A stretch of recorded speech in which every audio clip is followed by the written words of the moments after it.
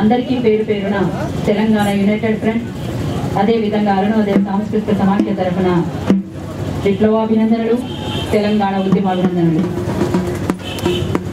అయితే మీ సమస్యల కోసం కాకుండా ఇవాళ తెలంగాణ రాష్ట్ర ఏర్పాటు కోసం ఈ గర్జన నిర్వహిస్తున్న ఈ సందర్భంలో అసలు మీ సమస్యల కోసం మీరు లొల్లి చేయకుండా ఇంకే లొల్లి చేస్తా అంటే మేమెందుకు కుట్టమని చెప్పేసి గవర్నమెంట్ నుంచి ఎస్మా ప్రయోగిస్తామని చెప్తున్నటువంటి ఈ క్రమంలో కూడా కేర్ నాట్ అంటూ మీరందరూ ఇక్కడికి దిగి వచ్చినటువంటి ఈ క్రమంలో మరొక్కసారి హ్యాట్స్ ఆఫ్. అందుకనే ఇవాళ పొద్దుగాల నేను అనుకోకుండా గతంలో అందరం కలిసి ఒకే సంఘంలో పనిచేసిన ఎప్పటికప్పుడు ఎక్కడికక్కడ కలుస్తున్నా అవకాశం రాక మనసు విప్పి మాట్లాడుకునేటువంటి అవకాశం రాక చాలా ఏళ్లకు ఇవాళ ఒక ఆత్మీయుడైన ఒక అన్నను కలిసినప్పుడు ఒక మాట అన్నాడు, ఈ 35 ఏళ్ల ఉద్యమ జీవితంలో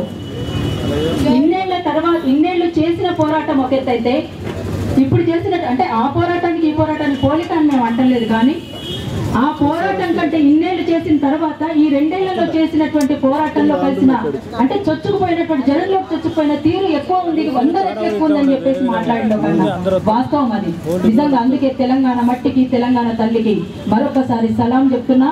అందుకే ఇవాళ తెలంగాణ కోసం, అట్లాంటి తెలంగాణ కోసం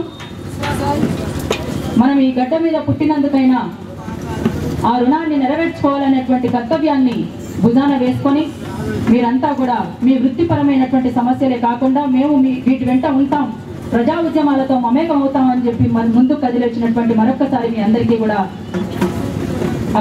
అభినందిస్తున్నాను. అయితే నేను వాస్తవంగా ఈ సొసైటీలో గౌరవించేది ఇద్దరిని, ఒకటి టీచర్ అయితే మరొకటి డాక్టర్. టీచర్ అయితే చిన్నప్పటి నుంచి కూడా అంటే వాస్తవంగా మొదటి టీచర్ తల్లి తర్వాత బళ్ళెకు ప్రవేశించిన తర్వాత ఉపాధ్యాయులు. నడవడిక కానీ లేదంటే చదువు కానీ జ్ఞానం కానీ సంపాదించి పెట్టేది మీరే. ఆ తర్వాత పానం పోతున్న దశలో వాళ్ళ చేతి కింద పోతే పానం పోసేది డాక్టర్లు. అందుకని మిగతా వాళ్ళని గౌరవించననేది కాదు, కానీ కాకపోతే మొదటి నుంచి అది ఒకటి ఉన్నది మనసులో, అందుకని ఆ భావాలను మీతో పెట్టుకుంటున్నా. అయితే ఇవాళ తెలంగాణ రాష్ట్ర సాధన కోసం ఇంతకుముందు చాలా మంది మాట్లాడింది చాలా విషయాలు. ఈ దశ నుంచి ఏ దిశకు తీసుకుపోవాలనేటువంటి ఆలోచన తప్ప మరొకటి గతంలో ఏం చేసినాం ఇప్పుడేం చేస్తున్నాం అనేటువంటిది కాకుండా ఇక ముందు ఏం చేస్తాం అనేటి దానికోసమే మాట్లాడుకుంటేనే బాగుంటుంది. ఇంకా ఎందుకంటే గతంలో చాలా చేసినాం, అన్ని రకాల పోరాట రూపాలని చూసినాం,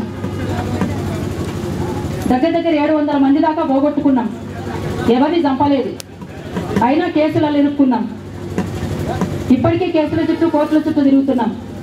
కానీ ఎక్కడేసిన బొంగడు అక్కడనే ఉన్నది.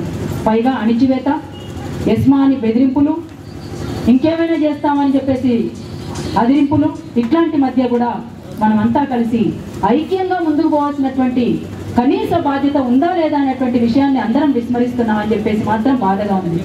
అందుకే గుండె